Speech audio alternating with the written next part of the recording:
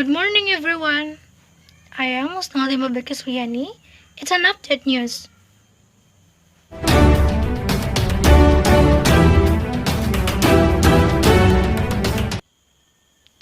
The Patimbun Trail on December 3rd, 2020 took places with a good control. Patibun Port is one of the Proyek Strategi Nasional, or PSN. This port will become the main port whose main objective is to reduce logistics costs and smooth the flow of goods, as well as reduce the burden of goods vehicles on the road, which often causes congestions and accelerate road damage, and of course, strengthen economic resilience.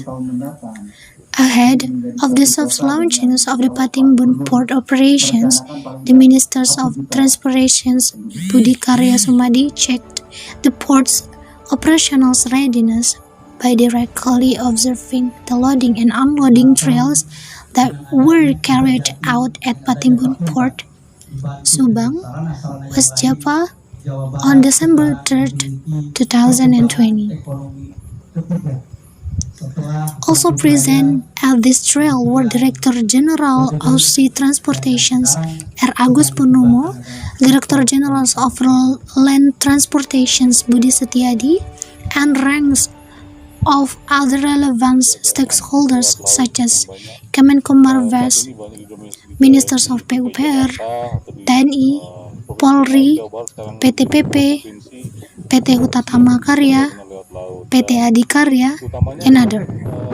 The loading and unloading trail activities and ships' berths were running smoothly and Patimbun Port was ready for soft launchings on the third week of December 2020. Channel distribusi baru, channel laluan barang baik domestik internasional yang sangat baik bagi pemerintah dan wilayah Jawa Barat.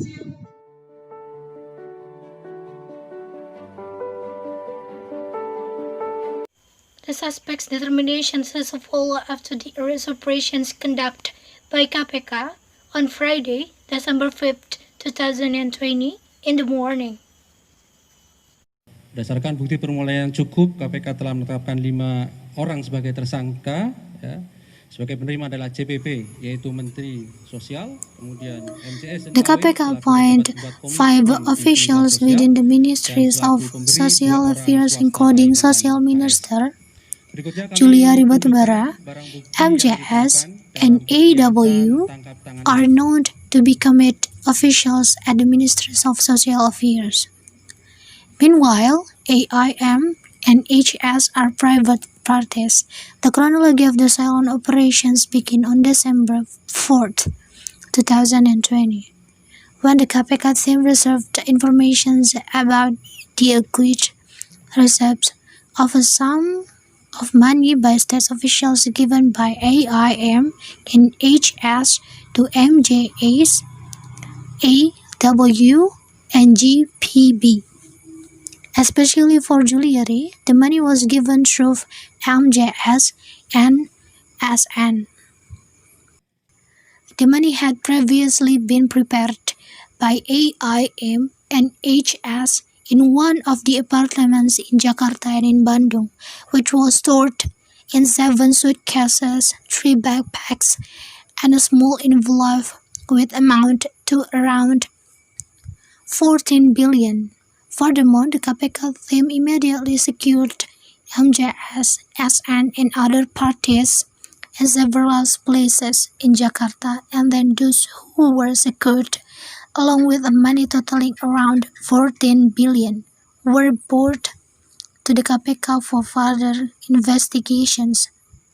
From the result of the arrest, said Fairley, it was found that money in rupiah and foreign currency denominations is amounting to around 14 billions.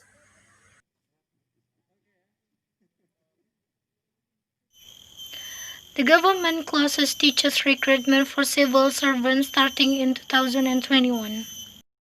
Later, Badan Kepegawaian Negara or BKN, will only recruit teachers with the status of government employees for P3K work agreements or contracts.